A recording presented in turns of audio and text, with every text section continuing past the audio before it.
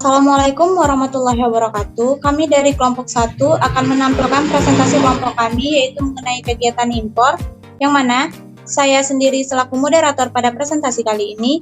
Dari rekan-rekan saya yaitu ada Raka Putra Perdana, Febriana Nanda Putri, Lilana Alia Putri, dan Meutia Oksa Azahra.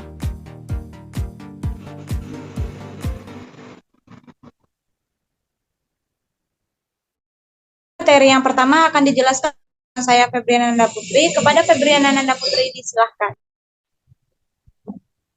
Materi pertama, proses dan mekanisme impor.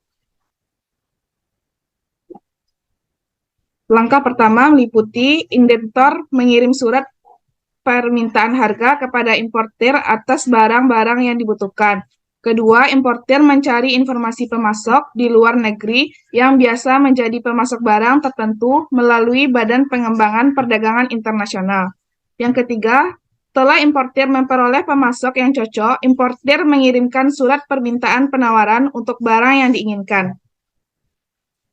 Yang keempat, setelah importir memperoleh pemasok yang cocok, importir mengirimkan surat permintaan penawaran untuk barang yang diinginkan.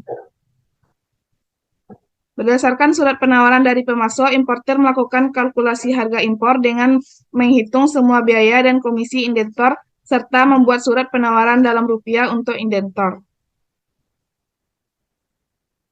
Aturan-aturan dalam proses impor, pemerintah Republik Indonesia telah memberlakukan peraturan baru Menteri Keuangan Republik Indonesia nomor 199/PMK.010/2019 tentang ketentuan kepabeanan, cukai, dan pajak atas impor barang kiriman. Berdasarkan peraturan tersebut, terhadap barang kiriman impor akan dikenakan bea sebagai berikut.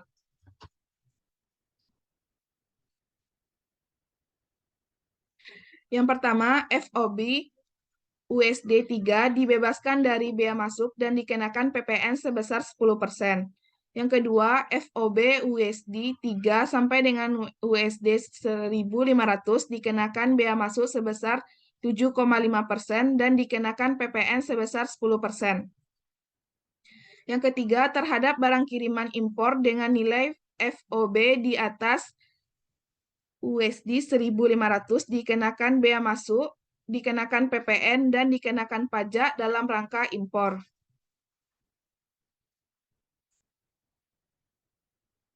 Yang keempat, perhitungan pajak di atas tidak berlaku untuk barang khusus, yaitu tas, sepatu, produk tekstil, dan buku. Yang kelima, barang kiriman berupa barang kena cukai dapat diberikan pembebasan cukai dengan jumlah paling banyak sejumlah 40 batang sigaret, 5 batang cerutu, 40 gram tembakau iris, dan 350 ml minuman yang mengandung alkohol. Dan yang keenam, dalam hal barang kiriman melebihi ketentuan tersebut, maka atas kelebihan barang akan dimusnahkan oleh pejabat bea dan cukai dengan disaksikan penyelenggaraan pos. Untuk materi selanjutnya akan dijelaskan oleh rekan saya, Meutia. Kepada Meutia disilahkan. Baiklah, saya akan melanjutkan kriteria komoditi yang dapat diimpor. Yang pertama, barang konsumsi. Jenis barang yang bisa digunakan secara langsung oleh konsumen atau membutuhkan serangkaian proses pengolahan terlebih dahulu.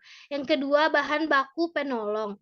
Bahan baku penolong adalah bahan yang diperlukan dalam proses produksi sebagai pelengkap fungsi dan efisiensi atau keamanan produksi yang dimanfaatkan dalam jangka waktu tertentu.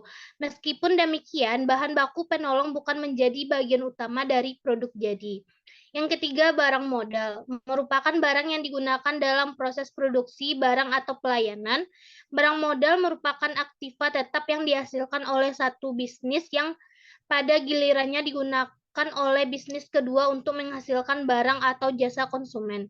Yang keempat, komoditi non-migas merupakan segala hasil alam atau industri yang tidak termasuk dalam kategori minyak bumi dan gas alam. Barang non-migas termasuk salah satu komoditas yang sering diimpor di Indonesia. Materi selanjutnya yaitu stakeholder yang muncul dalam perdagangan internasional. Yang pertama, pedagangan saham atau pemilik. Berperan sebagai pemilik modal yang menjalankan dan mengelola perusahaan. Terkadang perannya sebagai pemegang saham juga akan menjadikannya sebagai pengawas daripada kebijakan. Yang kedua, karyawan atau pegawai adalah individu atau sekelompok orang yang menjalankan tugas yang diberikan oleh atasan untuk mencapai tujuan perusahaan. Yang ketiga, konsumen adalah individu atau kelompok yang membeli, menggunakan, atau mengonsumsi produk yang dijual perusahaan. Lanjut. Yang keempat, supplier atau pemasok adalah individu atau kelompok yang menyediakan bahan baku atau keperluan produksi lainnya dari perusahaan. Yang kelima, pemerintah. Lembaga yang memiliki wewenang memberikan aturan, batasan, dan perizinan bisnis yang dilakukan perusahaan. Yang keenam, bank, lembaga keuangan yang berperan sebagai pemberi modal kepada perusahaan. Yang ketujuh, kompetitor atau pesaing adalah individu atau kelompok yang memiliki produk yang sama atau serupa dalam satu bidang industri. Lanjut. Materi selanjutnya, studi kasus proses impor. Proses impor barang mewah saat masuk daerah pabean oleh penyedia jasa barang dan logistik di Kota Semarang. Barang mewah yang menjadi objek penelitian di sini adalah sepeda yang harganya fantastis. Penggunaan sepeda mewah yang tinggi di Indonesia juga menguntungkan bagi pada pelaku industri, salah satunya adalah importir.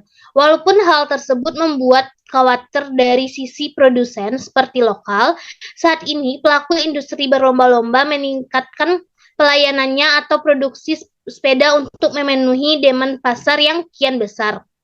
Kegiatan impor sepeda mewah pun tak terhenti oleh pandemi COVID-19 ini. Proses impor yang secara teori disediakan oleh berbagai sumber mengalami banyak perbedaan di lapangan, mulai dari prosedur impor, dokumen utama impor, dokumen tambahan impor, penjaluran, dan status peti kemas. Bahkan, kejelasan untuk dokumen asli dan dokumen kopi yang diurus ke berbagai instansi pengurusan impor pun belum secara jelas tertera pada teori para ahli. Pada akhirnya, tidak semua landasan teori dapat diterapkan atau diselenggarakan pada pekerjaan impor di lapangan. Banyak faktor yang mempengaruhi, di antaranya proses pada kegiatan impor, sistem pengangkutan yang berpengaruh pada dokumen, status pengiriman, dan konsigne berpengaruh pada status kontainer. Bahkan penetapan jalur yang ditentukan oleh Bea Cukai juga bisa berbeda respon yang diterima oleh importir dan eksportir. Lanjut. Baiklah, hanya itulah presentasi dari kelompok kami. Jika ada rekan-rekan yang ingin bertanya, disilahkan. Assalamualaikum warahmatullahi wabarakatuh. Waalaikumsalam warahmatullahi wabarakatuh. Saya Fatia Putri Sabila, NIM 20233029, ingin bertanya kepada kelompok 1. Pada poin kedua bagian kriteria komodif yang dapat diimpor, tolong sebutkan contoh dari barang konsumsi, bahan baku penolong, barang modal, dan komoditi non-migas. Sekian, terima kasih. Baik, terima kasih Fatia. Kepada rekan-rekan yang lain, jika ada yang ingin bertanya, silakan. Assalamualaikum warahmatullahi wabarakatuh. Waalaikumsalam warahmatullahi wabarakatuh. Saya Indah Permatasari, NIM 20233042. Saya ingin bertanya kepada kelompok 1.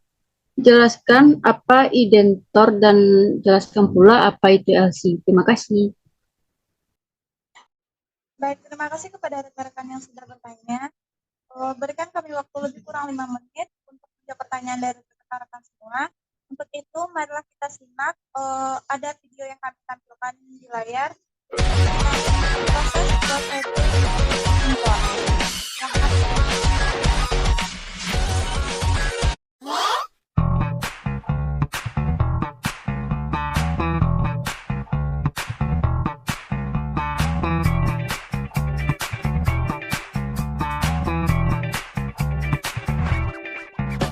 Impor adalah proses transportasi barang atau komoditas dari satu negara ke negara lain dalam proses perdagangan secara spesifik perdagangan dari luar negeri ke dalam negeri.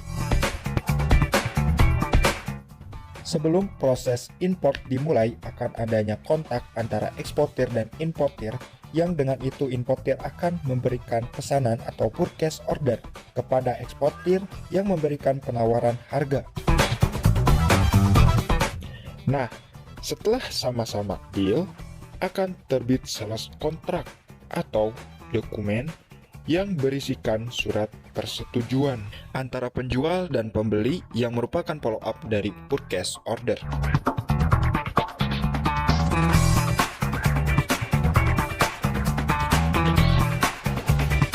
Kemudian importir membuka letter of credit atau LC di bank pembuka.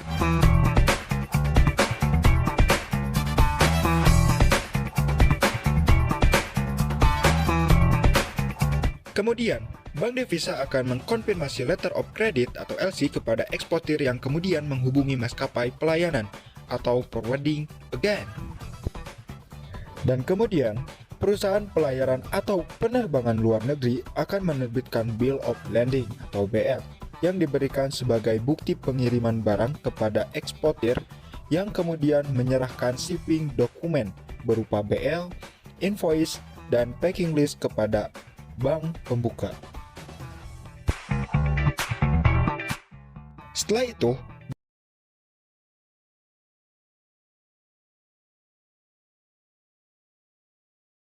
bank pembuka melakukan reimburse LC kepada importir yang dengan itu importir membayar atau mendebit rekening ke bank pembuka yang akan di reimburse ke bank koresponden. Kemudian importir melakukan in-clearing barang ke maskapai pelayaran. Setelah barang tiba di pelabuhan, importir harus membuat pemberitahuan impor barang atau PIB. Lalu importir ke Bank Devisa untuk menyelesaikan pembayaran. Kemudian importir ke bea cukai untuk memproses custom clearance.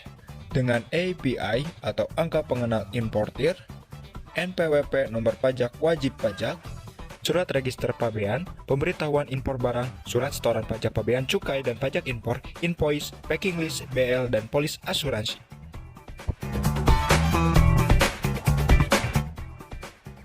Kemudian pihak bea cukai akan menerbitkan surat persetujuan pengeluaran barang atau SPPB dan importir menyerahkan BL origini kepada agen perusahaan pelayanan dalam negeri. Dan importir menerima delivery order atau DO dari agen pelayaran. Namun yang harus diketahui bahwa importir dapat mengeluarkan barang dari gudang dengan menyertakan delivery order DO atau surat perintah pengeluaran barang. Baiklah, terima kasih kepada rekan-rekan yang sudah menyaksikan video tadi. Baiklah, untuk pertanyaan yang pertama akan dijawab oleh Alia. Pada Alia, disilakan.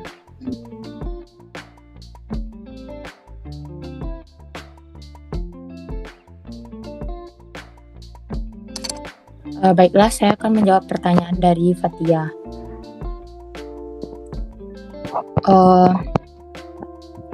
Yaitu jawabannya adalah makanan dan minuman olahan dalam kemasan, makanan dan minuman yang belum diolah. Selain itu, mobil penumpang, bahan bakar dan pelumas, dan alat angkutan yang bukan untuk industri. Sekian jawabannya. Bagaimana Fatia Putri?